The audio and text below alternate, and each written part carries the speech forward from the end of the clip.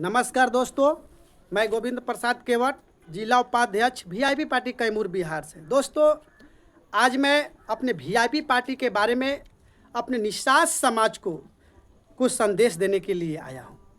मैं बहुत दिन से यूट्यूब पर नहीं आ रहा था, मगर मेरा मकसद था एक आने का आज कि जिस तरह से आप लोगों ने महागठबंधन में हम लोगों की वीआईपी पार्टी गठबंधन में है, उस तरह से आज मीडिया वाले आप देख रहे होंगे कि मीडिया वाले अनाप शनाप बहू से सनअफला मुकेश सहनी जी के बारे में बोल रहे हैं।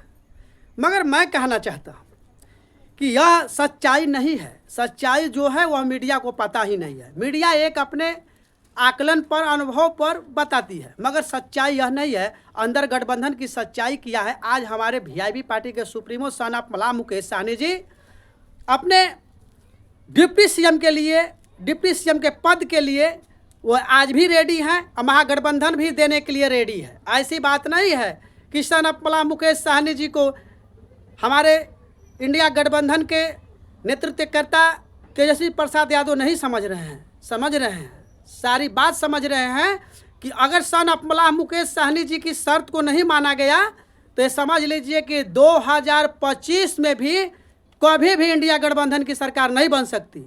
यह निषाद समाज की ताकत है और निषाद समाज का ताकत दिखाने का अब वक्त आ गया है। वह सही समय का जो इंतजार था वह समय आ गया है।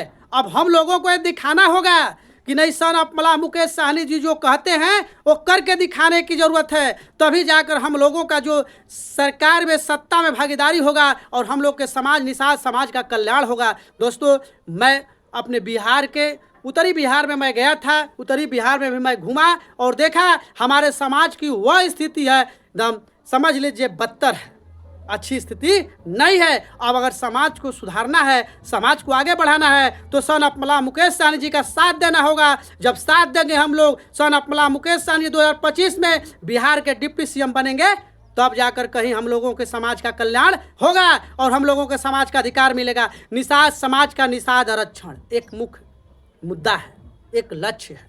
जिस तरह से हर समाज, हर वर्ग के लोग जुड़ते जा रहे हैं। दोस्तों, हम लोगों का एक ही लक्ष्य था सनअफला मुकेश सहनी जी का कि निषाद समाज को आरक्षण मिल जाए, मगर आज तक आरक्षण किसी पार्टी ने नहीं दिया। मेरा कहने का मतलब है कि हमारा निषाद समाज जब से देश आज़ाद हुआ है आज तक 77 बरस बीत गया, हमारा बाप दादा, हमारा पूर्वज किसी न किसी को वोट देते आया, मगर सरकारें बनी, मगर किसी सरकार ने कभी हम लोग के निषाद समाज के लिए नहीं सोचा कि निषाद समाज को कोई भी एक योजना लाकर उन लोगों का जिंदगी को अच्छा बना दिया जाए, सुलभ बना दिया जाए। यह कौन सोच सकता है? आपका बेटा, आपका भाई, आपका नेता सनअफला मुकेश सहनी जी एक ही ऐसा नेता है हम लोग के निषाद समाज के लिए कि जो निषाद समाज के जीवन के लिए, उनके भविष्य के लिए लड़ाई लड़ रहे हैं।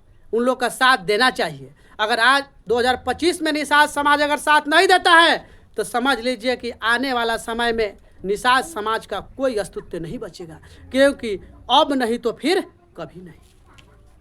2025 निषाद समाज के लिए करो और मरो की बात है, आर पार की लड़ाई है, प्रतिष्ठा की बात है। अगर प्रतिष्ठा बचाना है तो निषाद समाज को सनअफला मुकेश सहनी जी के साथ कदम से कदम मिलाकर चलना होगा।